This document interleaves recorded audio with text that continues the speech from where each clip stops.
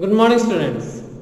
Last lecture में हमने study किया था chapter 3 water as a resource. उसमें हमने ये पढ़ा था कि टोटल डेली कंजप्शन एक पर्सन का पर डे कितना होता है। फिर उसके बाद में अवेलेबिलिटी ऑफ फ्रेश वाटर के बारे में पढ़ा था, सलाइन वाटर के बारे में पढ़ा था, और उसके बाद जो सलाइन वाटर है उसको अगर हम नॉर्मल फ्रेश वाटर में कन्वर्ट करना चाहते हैं तो इतनी सोफिस्टिकेटेड उसकी टेक्निक है और इतनी मीन्स एक तरह से इतना खर्च हो सकता है उस सलाइन वाटर से हमें अगर फ्रेश वाटर बनाने में, जिस वजह से हम सलाइन वाटर को हम फ्रेश वाटर में कन्वर्ट नहीं कर सकते। आज जो हम पढ़ेंगे water scarcity. Okay, water scarcity का मतलब क्या होता है? जहाँ पर पानी की कमी हो। कैसे वाले पानी की? फ्रेश वाटर की। ओके, यहाँ पे ध्यान रखिए, फ्रेश वाटर की कमी। ओके, पानी हर जगह अवेलेबल है बट फ्रेश वाटर ऐसा पानी जो है वो आप कंज्यूम कर सको, यानी कि आप यूज कर सको खाने में, पीने में, इरिगेशन में, हर जगह इंडस्ट्रीज में ऐसा पानी जो कि आप कंज्यूम कर सको डोमेस्टिकली भी एज वेल एज आपके इंडस्ट्रियली भी। ओके, इन दोनों यूजेस आप अगर पानी का कर सके तो ही आप उस वाटर को कंज्यूमेबल वाटर या फिर फ्रेश वाटर मानेंगे। तो ऐसी जगह जहाँ पर आप ऐसी जगह जहाँ पर पानी की कमी होती है उस जगह को हम वाटर स्कैर्सिटी वाले इलाके से प्रभावित हम बोल सकते हैं। ओके, अब वाटर स्कैर्सिटी एक मेजर प्रॉब्लम बन चुकी है ना। हमारे कंट्री में भी कुछ पार्ट्स ऐसे हैं जहाँ पर पानी की कमी है, as well as other parts of the world as well, जैसे कि West Asia, South Asia, parts of western USA, north west, Mexico, parts of South America and most of Africa and Australia face fresh water shortage. This scarcity may be due to the variation in seasonal and annual precipitation. अब waste Asia की बात करें तो waste Asia यानी कि हमारा UAE वाला portion, Dubai वाला पोर्शन, सऊदी वाला पोर्शन, तो वहाँ पर भले ही यहाँ पर लोग समुद्र से घिरे हुए हैं और उसके साथ साथ लोग रेगिस्तान से घिरे हुए हैं, पर लेकिन वहाँ पर जो पानी अवेलेबल है वो फ्रेश वाटर नहीं है, सलाइन वाटर है। एज ए रिजल्ट वहाँ पे पीने के पानी या फिर ऐसा पानी जो कि इंडस्ट्रीज या डोमेस्टिक पर्पज या फिर इरिगेशन में काम नहीं लिया जा सकता। इसके साथ साथ उन्होंने साउथ अमेरिका जो है या फिर ऑस्ट्रेलिया या अफ्रीका कॉन्टिनेंट है, सपोज करो ये जो कंट्री या कॉन्टिनेंट है ये पूरा ऑस्ट्रेलियन कॉन्टिनेंट है, बट देखिए चारों तरफ से ये ओशन से घिरा हुआ, सदर्न ओशन या फिर सदर्न ओशन से घिरा हुआ है। बट प्रॉब्लम यहाँ पे क्या आ रही है? ओशन से घिरा होने के बावजूद भी वहाँ पर फ्रेश वाटर नहीं, यानी कि पीने लायक पानी नहीं है। ओके, इसके साथ अफ्रीका हो गया, वहाँ पर भी पानी की बहुत ज़्यादा स्कैर्सिटी है, पानी बिल्कुल भी नहीं है। रीज़न वहाँ के क्लाइमेट, अफ्रीका का क्लाइमेट हो गया, आपका ऑस्ट्रेलिया का क्लाइमेट हो गया, ये ऐसी प्लेसेस पर है जहाँ पर गर्मी बहुत ज़्यादा पड़ती है, वहाँ पर टेम्परेचर का वेरिएशन होता है, बारिश जो होती है कम होती है। एज ए रिजल्ट वहाँ पे फ्रेश वाटर की कमी है या फिर वहाँ पे पानी की कमी है। Contamination of water and over exploitation also causes water scarcity. और उसके साथ साथ पानी खराब हो जाता है या फिर गंदा कर देते हैं हम उसको, तब भी हम वो पानी हमारी यूज़ नहीं होगा, तब भी वो वाटर स्कैर्सिटी हम बन जाएगी। और या फिर हम उसको ओवर यूज़ करेंगे, है ना, फालतू इसको बहा देंगे, है ना, तो भी वहाँ एक ना एक दिन हमें वाटर स्कैर्सिटी की प्रॉब्लम फेस करना पड़ सकती है। अब हम बात करें इंडिया की, तो इंडिया में ऐसे बहुत सारे ऐसे जगहें हैं जहाँ पर पानी की बहुत ज़्यादा कमी है। इसका सबसे बढ़िया अगर एग्जांपल देखिए तो राजस्थान पूरा रेगिस्तान, आधे से ज़्यादा राजस्थान रेगिस्तानी इलाके में है और वहाँ पर पानी बहुत कम है। रीज़न एक तो ये कि वहाँ पे आसपास कोई ऐसी मेजर रिवर नहीं है, दूसरी वहाँ पे प्रेसिपिटेशन नहीं होता है, मतलब कि वहाँ पर बारिश नहीं होती। वहाँ पे जो एनुअल रेनफॉल है, मतलब साल भर जितनी बारिश होती है उसको हम एनुअल रेनफॉल बोलते हैं, तो वो वहाँ पे 50 सेंटीमीटर से ज़्यादा बारिश नहीं होती है। ओके, और सिंस बारिश नहीं होती तो यहाँ का वो जो ग्राउंड वाटर लेवल है वो भी कम रहता है। उसके साथ साथ इंडिया में सिर्फ एक प्रॉब्लम ये नहीं है कि फ्रेश वाटर अवेलेबल है, अच्छी बात है, बट लेकिन इंडिया में इसके साथ साथ अब जो पानी की कमी आ रही है, बहुत सारी ऐसी जगह जहाँ पर सूखा पड़ता जा रहा है या फिर वहाँ पे फ्रेश वाटर अवेलेबिलिटी नहीं है, तो उसका एक और रीज़न ये होता है कि रैकलेस तरीके से यूज़ करना है, फिर जो सही प्रॉपर अमाउंट में हम इसको यूज़ नहीं करते हैं, पानी को वेस्ट कर देते हैं, या फिर जो मैनेजमेंट हमारा सप्लाई पानी की सप्लाई देने का वो अच्छे से नहीं है, मिस मैनेजमेंट है।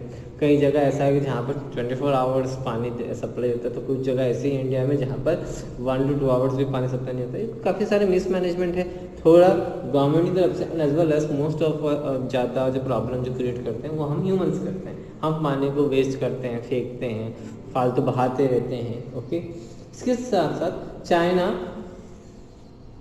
इसमें आपकी बुक में है, China with larger population uses 20% less fresh water than India. इसी का एग्जांपल हम चाइना, जो कि हमसे ज़्यादा पॉपुलेटेड कंट्री है, वो हमसे 28% कम पानी फ्रेश वाटर, यानी कि 28% फ्रेश वाटर वो कम यूज़ करती है एज़ कम्पेयर टू इंडिया। वहाँ पे पॉपुलेशन ज़्यादा होने के बावजूद भी उनका कंजप्शन कम है, इसका मतलब कि वो लोग वाटर को कंजर्व करके चल रहे हैं। अब in comparison to the demand of 150 litres per person per day in urban India, first day जब हमने चैप्टर को स्टार्ट किया था तब हमने ये पढ़ा था कि 150 litres per person per day use कर रहा है ना इंडिया में। The rural requirement is just 50 litres per person. अब जो मैंने आपको ये 150 लीटर्स बताया था, ये सिटीज़ का बताया था। गांव में, विलेजेस में इसकी जो मात्रा है, सिर्फ डोमेस्टिक कंजप्शन की बात कर रहा हूँ कि इरिगेशन तक मत जाएगा, डोमेस्टिक कंजप्शन वहाँ पे 50 लीटर्स पर पर्सन तक ही सीमित है। But due to poor infrastructure in the rural areas it is difficult to meet even this low demand. Such situation need to be handled with most urgency. अब कुछ गांव तो डेवलप हो रहे हैं, उनके पास पर्सनल ट्यूबवेल्स है, बोरिंग सिस्टम्स है, तो वहाँ पे वो अवेलेबिलिटी कर लेते हैं। बट कुछ ऐसे बैकवर्ड विलेजेस जहाँ पे इतना डेवलपमेंट नहीं हुआ है, वहाँ पर ही 50 लीटर पानी जो पर पर्सन को चाहिए वो भी प्रॉपरली नहीं पहुँच पाता। ऑब्वियसली बात है, पुअर इंफ्रास्ट्रक्चर, यानी कि ऐसी फैसिलिटीज़ नहीं है कि वहाँ तक पानी जा सके। ओके, आपकी जो बुक में जो ये मैप स्टडी है ना, जिसमें कि आपको जो ब्लू कलर है, जो डार्क ब्लू कलर्स हैं, ओके, जितने भी ब्लू कलर्स है, भले वो लाइट हो या डार्क हो, उसका मतलब ये है कि वहाँ पर पानी जो है फ्रेश वाटर, ओके, पानी जो है फ्रेश वाटर वहाँ पे अवेलेबल है। ओके, है ना, पानी तो हर जगह अवेलेबल है, फ्रेश वाटर का मैप है ये। जो भी ब्लू कलर के एरियाज हैं, डार्क ब्लू और लाइट ब्लू आपकी बुक में देख लीजिएगा ध्यान से, इसमें प्रोजेक्टर में आपको समझ में नहीं आ रहा हो, पेज नंबर 84 पर है। तो ऐसे एरियाज में फ्रेश वाटर की अवेलेबिलिटी ज़्यादा है, और एज वेल एज रिन्यू भी उसी अमाउंट में होता है, मतलब रिन्यू हो जाता है ना, by the form of water cycle. अब जो थोड़े लाइट कलर्ड है, ये ब्राउन है, जो लाइट कलर्ड ब्राउन है ना, यहाँ पे थोड़ी प्रॉब्लम आ सकती है। ओके, डिपेंड करता है कि वहाँ पर बारिश किस हिसाब से हो रही है। अगर बारिश किसी साल अच्छी हो गई तो वहाँ पर वाटर की किल्लत नहीं होगी, लेकिन अगर बारिश सही सेट नहीं हुई, अच्छे अमाउंट में नहीं हुई या टाइम पे नहीं है, तो वहाँ पर पानी की किल्लत हो सकती है। ओके, फिर उसके बाद में आता है स्ट्रेस, जहाँ पर पानी की प्रॉब्लम रहती ही रहती है। ओके, ये वाले पोर्शन है, आपको कंट्रीज के नाम ये आपको प्लेसेस आइडेंटिफाई करवा देता हूँ। ओके, दिस पार्ट्स जो है डार्कर ब्राउन है, वहाँ पर वाटर की स्ट्रेस है, वाटर स्कैर्सिटी की प्रॉब्लम है। India is also one of those country जहाँ पर पानी की कमी है। ओके, इसके बाद जो सबसे डार्क कलर्ड है ना, जो सबसे डार्क कलर्ड जो प्लेसेस हैं वहाँ पर एब्सोल्यूट स्कैर्सिटी है। एब्सोल्यूट स्कैर्सिटी मतलब वहाँ पानी की बिल्कुल कमी है, वहाँ पर पानी फ्रेश वाटर अवेलेबल नहीं है। ओके, अब हम आएंगे हमारे नेक्स्ट टॉपिक पे, what steps can be taken to conserve the water. हम ऐसे कौन से स्टेप्स ले जिससे कि हम वाटर कंजर्व कर सके। तो बेसिकली थोड़ा बहुत हमें खुद ही ध्यान रखना होगा, जैसे कि लाइक आप बाथरूम जाते हो तो वहाँ पे आप ज़्यादा पानी वेस्ट ना करें। ओके, पानी को जितना हो सके आप रिसाइकल करें, लाइक लाइक आपके पास बहुत सारे ऐसे ऑप्शंस होते हैं कि आप फालतू जहाँ आपको 2 बाल्टी का काम हो वहाँ पे आप एक ही बाल्टी का यूज़ करें। ओके, आइए हम पढ़ते हैं। Proper water management is the need of the hour. Water is a renewable sources. हम सभी जानते हैं कि वाटर एक रीन्यूएबल सोर्स है, यानी कि वापस हम रिन्यू कर सकते हैं, है ना, उसको वापस शुद्ध कर सकते हैं। सिटीज़ में क्या होता है कि पानी जो भी वेस्ट हो जाता है उसको वापस से उसको प्यूरीफाई करते हैं, उस पर काफ़ी सारी प्रोसेस होते हैं और वापस से उसको रिन्यू कर सकते हैं। नेचर से हमें रिन्यू हो जाता है in the form of rainfall. Okay, which means it can be repeatedly used because it is replaced naturally, है ना। सबसे बढ़िया जो रिसाइकल होता है वो in the form of natural form में होता है। But due to such factors, population, over exploitation, है ना, ज़्यादा से ज़्यादा पॉपुलेशन बढ़ी तो ज़्यादा से ज़्यादा कंजम्पशन बढ़ता जा रहा है। हम पेड़ काट रहे हैं, जंगल काट रहे हैं, और सबसे बड़ा रीजन बारिश करवाने का जो होता है वो होता है जंगल से, यानी फॉरेस्ट। ओके, बारिश करवाने का सबसे बड़ा रीजन होता है फॉरेस्ट। ओके, आप हम लोग काटते जाएंगे तो बारिश नहीं होगी, और बारिश नहीं होगी तो धीरे धीरे पानी की किल्लत स्टार्ट हो जाएगी। Okay, that is why even though it is renewable source there is an acute scarcity of water across the globe। और सिंस यही सारे रीजन से मिसमैनेजमेंट, वाटर का मिसमैनेजमेंट होना, इसको प्रॉपरली यूज़ नहीं करना, एक्सेस यूज़ करना, डिफॉरेस्टेशन करना, मतलब फॉरेस्ट को काटते जाना, इस वजह से अब धीरे धीरे हमें वाटर स्कैर्सिटी की प्रॉब्लम आती जा रही है। All that is renewable but हमें फिर प्रॉब्लम आती जा रही है। Water pollution mainly results from discharge of untreated or partially treated sewage, agricultural chemicals and industrial effluents containing nitrates, matter and pesticides into the water bodies. If the pollutants are biodegradable, they can decompose after a certain time, but most of these effluents are non-biodegradable and harmful. So to control water pollution, such effluents must be treated before releasing into the water bodies. अब होता क्या बच्चों कि industries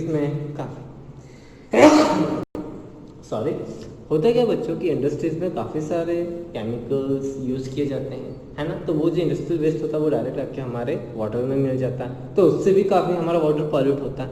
as well as खेतों में भी हम pesticides, insecticides, fertilisers use करते हैं, वो भी एक बहुत बड़ा कारण बन सकता है कि कहीं ना कहीं वो पानी ड्रेन होकर कहाँ जाएगा, हमारे तालाबों में या फिर हमारे आसपास के नालों से कहीं ना कहीं जाके कहाँ मिलेंगे, रिवर्स में कहीं ना कहीं हमारे पानी को पॉल्यूट करेंगे। तो इस बात का ध्यान रखना चाहिए हमें कि ये जो भी वाटर जो हमारे खेतों से निकल रहा हो या फिर मोस्ट इम्पॉर्टेंट जो हमारे इंडस्ट्रीज से निकलता है, तो वहाँ पर इन वाटर को पहले ट्रीट करना चाहिए। मतलब इसमें से जितना भी हार्मफुल केमिकल्स होता है उसको बाहर निकाल के और फिर वाटर को ड्रेनेज के फॉर्म में छोड़ देना चाहिए, उनको पहले ट्रीट कर देना चाहिए, क्योंकि ज़्यादातर जितने भी केमिकल्स होते हैं वो नॉन बायोडिग्रेडेबल होते हैं, यानी कि वो कभी ख़त्म नहीं होते, वो पानी में रहते हैं और हमारे पानी को पॉल्यूट कर देते हैं। ओके, सिंस अगर पानी बहुत ज़्यादा पॉल्यूट हो गया तो काफ़ी यूज़ के लायक नहीं होगा। इसका सबसे बढ़िया है हमारे इंडिया में एग्जांपल है रिवर गंगा, जो कि काफ़ी पॉल्यूटेड हो चुकी है इन इंडस्ट्रीज़ की वजह से, कि आज उस नदी में जाकर आप इवन बात भी नहीं कर सकते, इतना केमिकल इतनी इन्फेक्टेड हो चुकी है।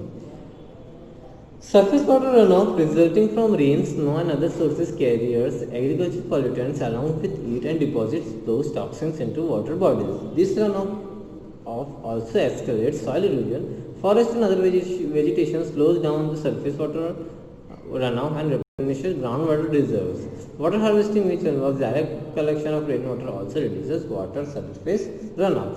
सबसे ज़्यादा जो पानी वेस्ट होता है वो होता है बारिश के टाइम पे, जब वो बाढ़ के फॉर्म में, या फिर हम उसको अगर हम जियोग्राफिकली बोले तो हम उसको बोलते हैं सरफेस ड्रेनेज या फिर surface water run of.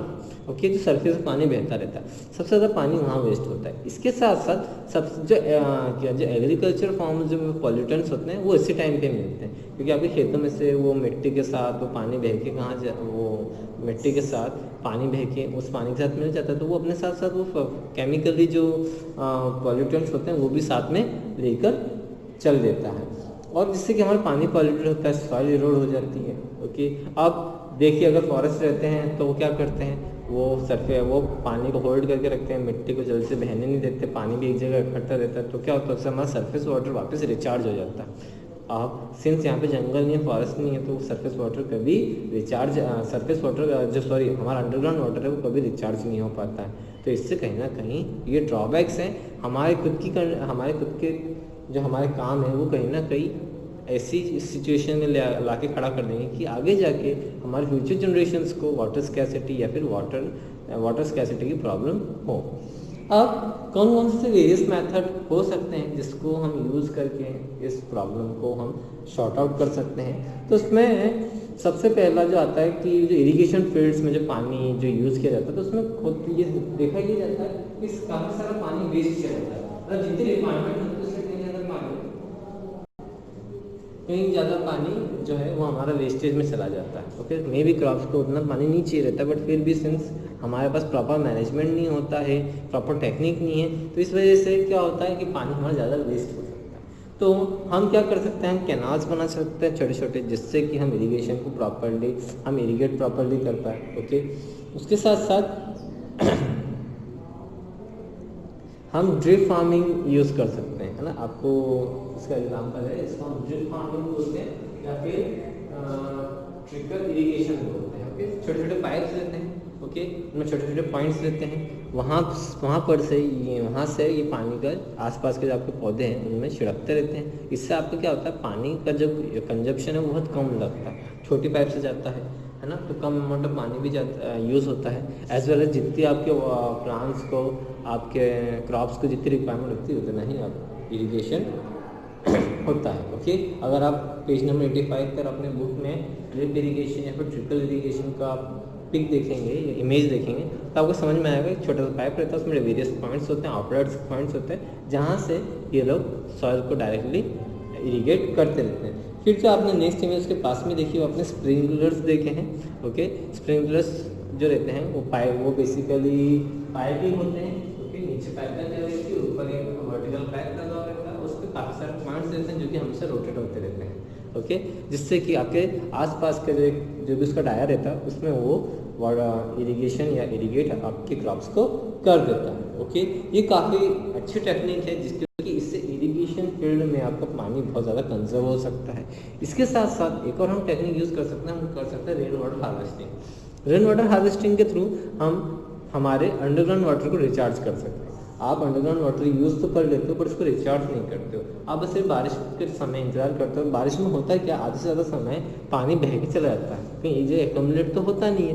As a result आपका जो वाटर है, सरफेस वाटर है ना, सरफेस वाटर है ना, वो कभी सेटल नहीं होता ज़मीन में और ना ही कभी आपका अंडरग्राउंड वाटर रिचार्ज होता है। तो हमें हमारे खेत के आसपास या घर के आसपास हमें रेन वाटर हार्वेस्टिंग प्लांट लगाना चाहिए, जिससे कि एक जगह आपका बारिश का पानी इकट्ठा हो जाए और आपका इसके साथ साथ आपका ग्राउंड वाटर भी रिचार्ज हो जाए। ओके, ये सारे कुछ छोटी मोटी टेक्निक्स है जिससे कि हम वाटर को कंजर्व कर सकते हैं, और थोड़ी बहुत हमारी खुद की ह्यूमन एक्टिविटीज़ है जिससे कि हम ये अपने आप पर हम चेक लगाते रहें कि हम पानी फालतू यूज़ तो नहीं कर रहे हैं। बहुत से ज़्यादा टैप वाटर को खुला छोड़ देना है, आप ब्रश करते हो उस समय खुला छोड़ देते हो, बर्तन मांजते हो उस समय आप टैप वाटर खुला छोड़ देते हो, कोई ज़्यादा बकेट्स में नहाता है, कोई शावर में ज़्यादा, सबसे ज़्यादा पानी जो बाथिंग में शावर का टाइम लगता है। सो कुछ सारी कुछ चीज़ें हैं जिसको भी हम पे ध्यान रखेंगे तो हम ऑब्वियसली बात है हम वाटर को कंजर्व कर सकते हैं।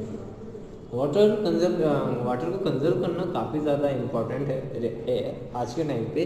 रीज़न उसका यही है कि water is our basic need of our life. Water को कोई अदर चीज़ रिप्लेस नहीं कर सकती। इनफैक्ट हमारी बॉडी जो है वो खुद 70% ऑफ वाटर से बनी हुई है। आपको अगर खाना भी हजम करना होता है डाइजेशन के लिए, उसमें भी वाटर की रिक्वायरमेंट होती है। So it's very essential. Okay, इसके साथ साथ यहाँ पर आपका चैप्टर ख़त्म हो रहा है और अभी आपके बुक में पेज नंबर 86 में एक बहुत ही अच्छा फैक्ट है कि dripping tap water 1200 litres of water waste करता है एक साल में। सपोज करो मैं आपको एग्जांपल दे रहा हूँ, कोई टैप वाटर जो टैप होते हैं, नल्स होती हैं, उसमें कोई लीकेज होता है। अगर हम उसका साल भर का वाटर अगर इकट्ठा करते हैं तो कम से come on average 1200 litres of water हमारा वेस्ट होता है, जो भी इन टैप्स लीकेज रहते हैं। सो आप भी कभी ध्यान रखें कि आपके घरों में या आपके आसपास कभी अभी आप लीकेज टैप वाटर देखें तो उसको रिपेयर ज़रूर करवाएं। Okay, thank you and have a nice day.